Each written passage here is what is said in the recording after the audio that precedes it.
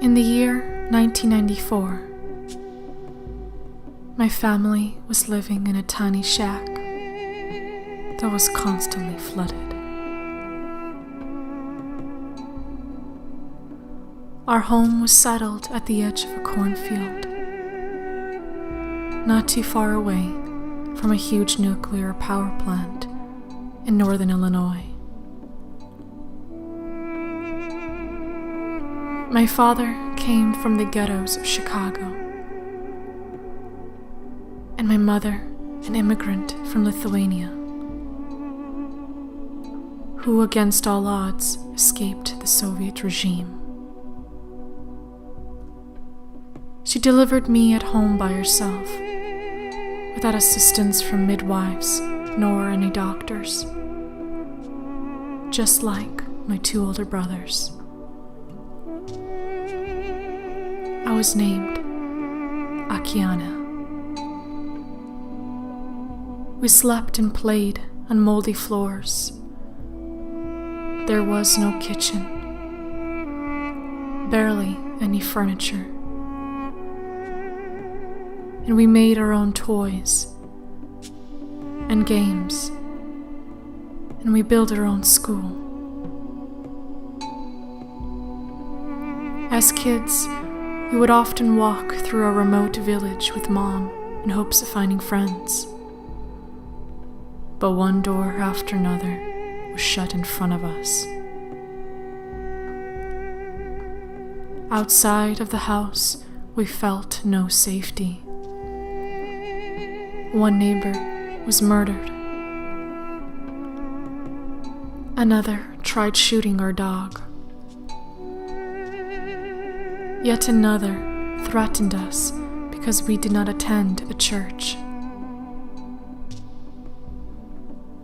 The next door neighbor purposely burned trash close to our shack, causing fires we were forced to extinguish.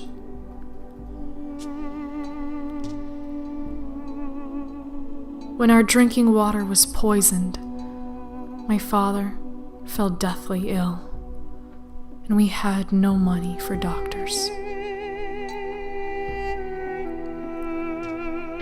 While my mother looked for different ways to support our family, my older brothers watched over me and took care of me, day and night. We walked in 2 feet high snow to different towns, selling food, door to door.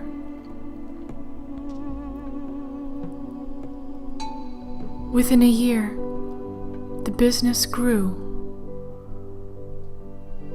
and so did I. My dad's health slowly began improving, and my mother's business became so successful. We moved into a new home in Missouri, a massive 10,000 square foot Frank Lloyd Wright mansion.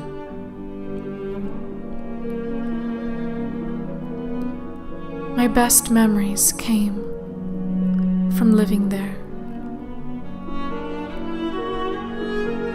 For the first time, we rode bicycles.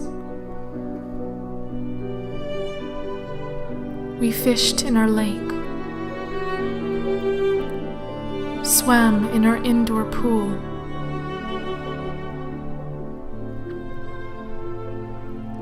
from morning to night, we created our own music. We prepared our own meals.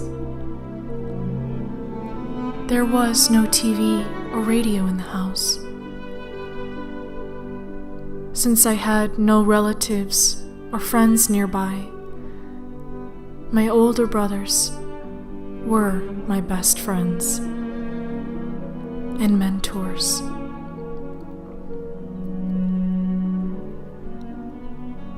And my parents, my real role models. Around age 4, I started experiencing intense dreams and visions of heaven. My mother was an atheist, yet she was the only one who listened to me for hours on end and believed what I was describing were my real experiences. I'd never been drawn to read, but I sketched everything I remembered from my dreams and visions, including two celestial beings who were especially close to me. I drew one of them, my angel. But each time I tried sketching the second face from memory, it kept fading away. As soon as my dad's health improved, my mother surprised everyone by suddenly quitting the business and putting her house on the market. She wanted to spend more time with us, especially me, because she started believing that the heaven I had seen was real. One spring day when I was around 5 years old, something unexplainable happened. I disappeared. Hundreds of vehicles in our small town were stopped for inspection, but nobody could find me. It was as if I dropped off the radar, somehow undetectable. My photo was dispatched throughout all local agencies. After many long hours of searching, I reappeared in the midst of numerous eyewitnesses. Neither the officers nor my family could comprehend what had really happened. But I did. The place I had been was not here on Earth.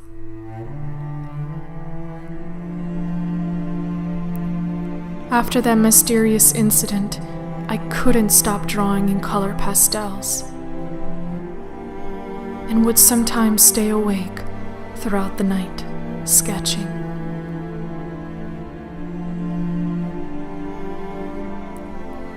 During the day, I would feel very tired and weak.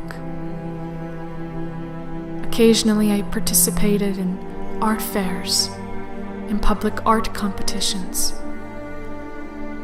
but I only felt discouraged. I even briefly attended a public school nearby. One of the teachers was constantly angry with me because I kept correcting all the lines in the coloring books. I thought the lines were all wrong.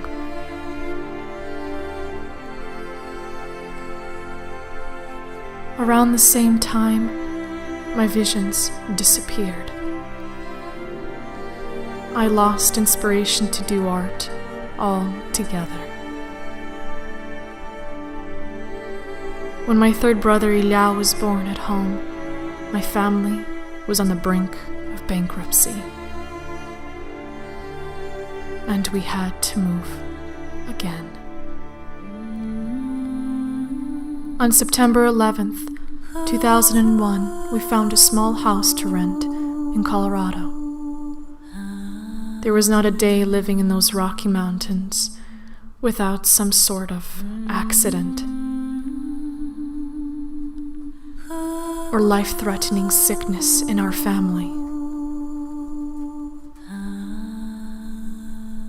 I tried to get back into art, but I just couldn't. It was writing poetry that became my main focus.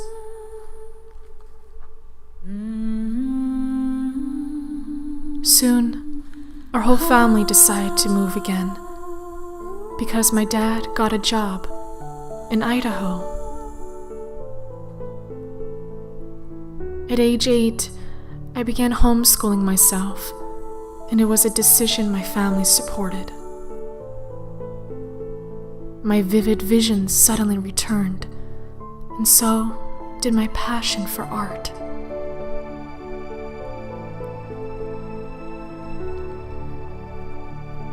I fell in love with oils and acrylics. And every day I would wake up at 4 in the morning to paint and learn from my own mistakes. One of my earliest visions kept on returning to my mind, but I knew it was impossible for me to paint it.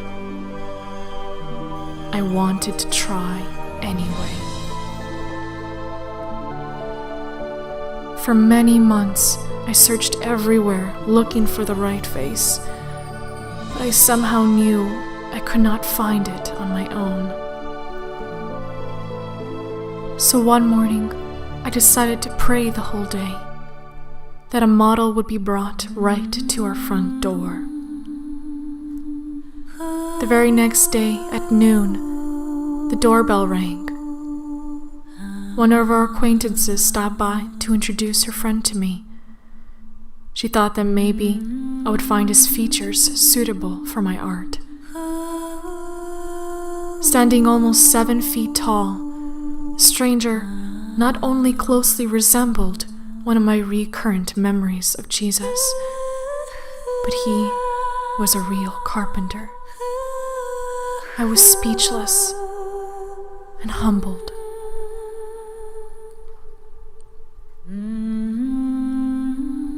After 40 hours of painting, I couldn't move a finger. 40 hours felt like 40 years. There was still so much left to paint, but I was too drained to go on, and I had to stop.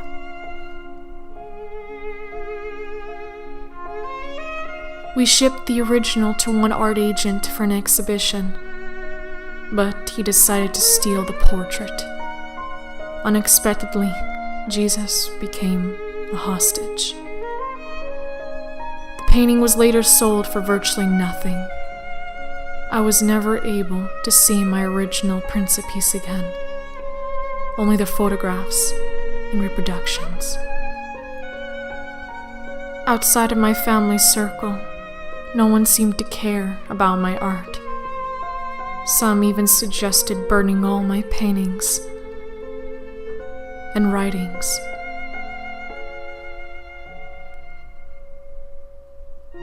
It was after many months of malicious reactions from skeptics and critics, and an expensive separation from my agent, that my story reached media.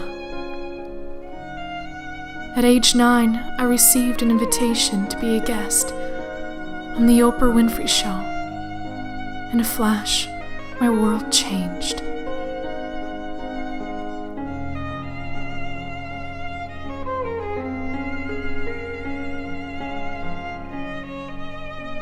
Thanks to hundreds of television and radio interviews and appearances in art shows, by age 10, my first book unexpectedly became a bestseller.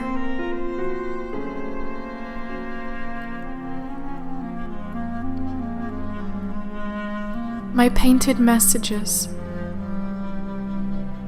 had reached millions of people around the globe and had raised funds for charities.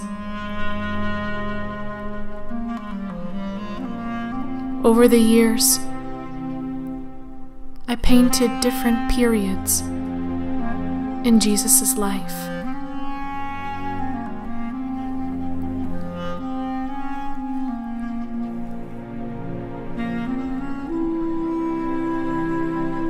But my grief over the loss of my favorite portrait never lessened. For the next 12 years, God took me on an extraordinary journey around the world. paint true life stories.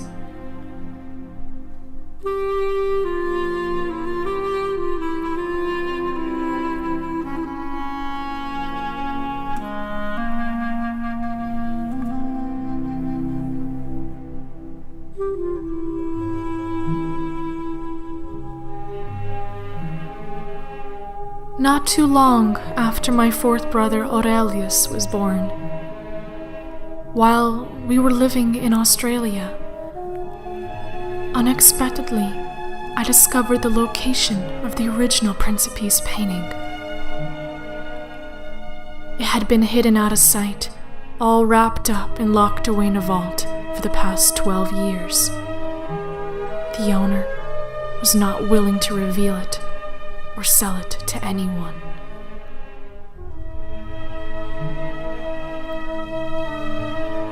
When I turned 22, we moved to a small farm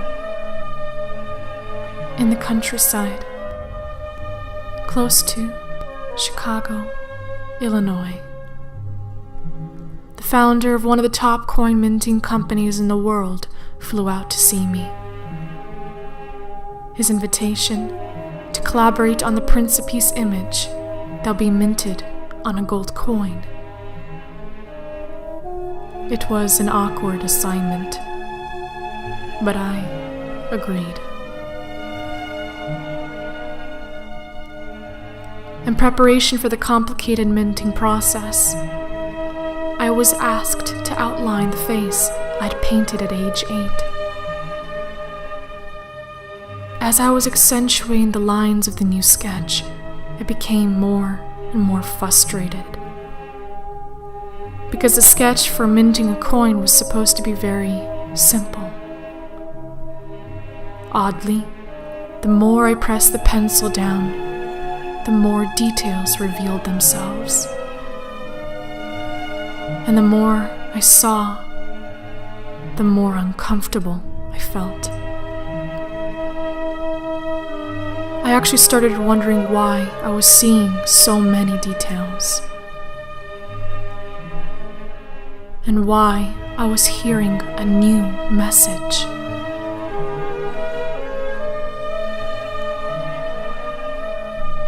So I prayed about what to do next.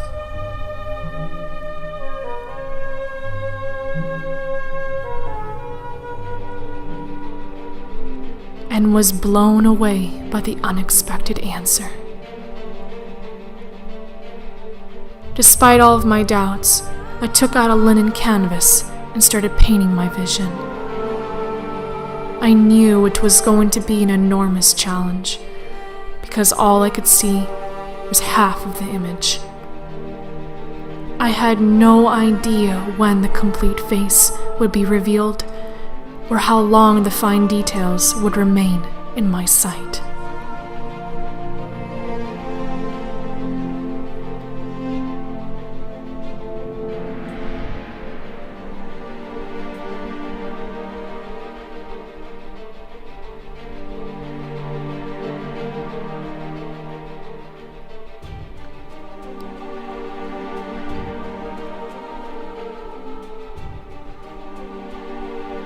On Christmas Eve, I woke up from a nightmare that my portrait got completely destroyed. I rushed to my studio and what I noticed alarmed me. The shadow side was lifeless. It was as if there was a mysterious veil covering half of the face, stopping me from painting any further. No matter how much I tried removing the veil or painting over it, I just couldn't do it.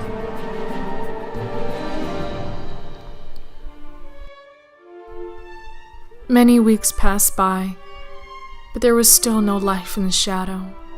I was devastated. I could not eat or sleep. I could not even talk with anyone for a month. All my efforts to finish the painting were futile. I had given everything I had to this painting, but it still wasn't enough. I was painting the impossible.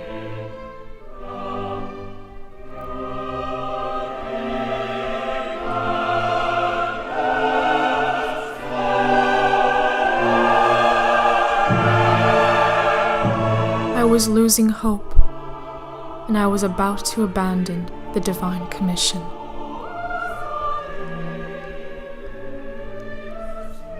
After 1,000 hours of this relentless battle, one morning something miraculous happened. For a very brief time, I got to see the full vision. I began working round the clock until finally the veil disappeared and the portrait came to life.